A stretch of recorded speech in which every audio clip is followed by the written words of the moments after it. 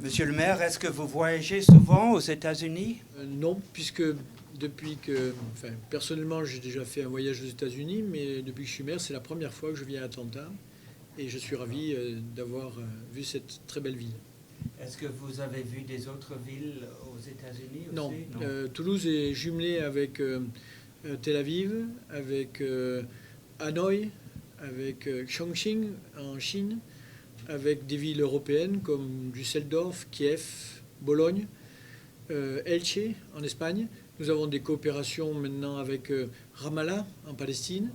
Et aux États-Unis, nous avons un jumelage qui dure depuis 1974 avec Atlanta. Alors nous avons de la chance. Merci bien.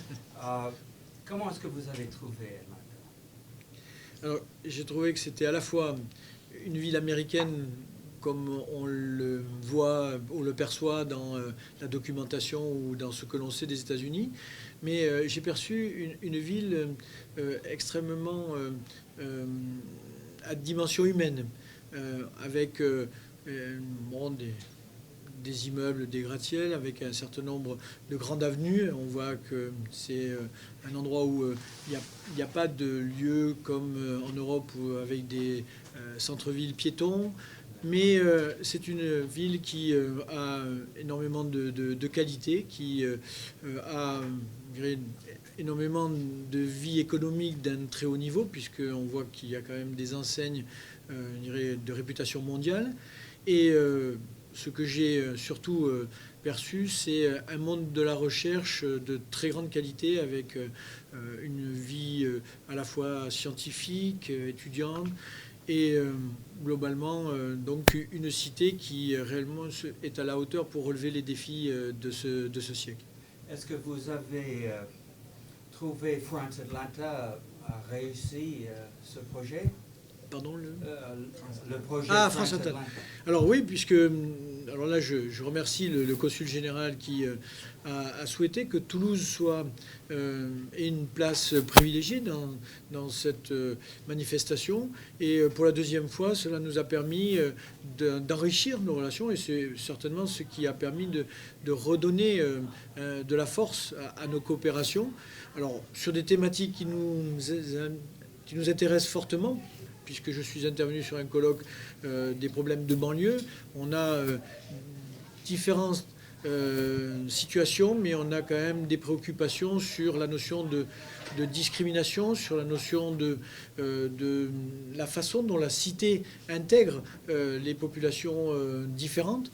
Et donc, c'était important d'avoir un recul sur qu'est-ce que l'urbanisation peut apporter pour les villes de demain. Ensuite, nous avons des échanges culturels avec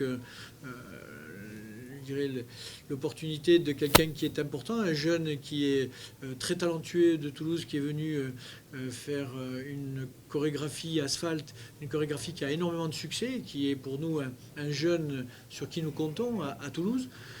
Ensuite, nous avons eu un certain nombre de rendez-vous scientifiques. En particulier, je crois qu'il y avait une intervention d'un professeur sur les transplantations rénales qui ont montré que dans le domaine médical, nous avons beaucoup à faire ensemble.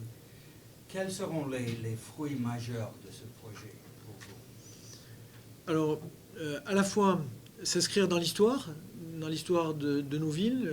J'ai été assez ému et même bouleversé de visiter la maison de Martin Luther King. C'est quelque chose qui, pour nous, a énormément d'importance dans l'histoire de la lutte contre le racisme, de la lutte contre les discriminations. Et nous sommes en France dans une période où on a, sans parler évidemment de ce qui se passait aux États-Unis il y a 50 ans, nous sommes dans une période où on se pose la question de quelques, je dirais, immigrations qui n'arrivent pas à être complètement intégrées, qui n'arrivent pas à être complètement, je dirais, dans une république apaisée. Donc on a à se poser des questions, et tout ce qui s'inscrit dans l'histoire nous semble être porteur, je dirais, de richesse.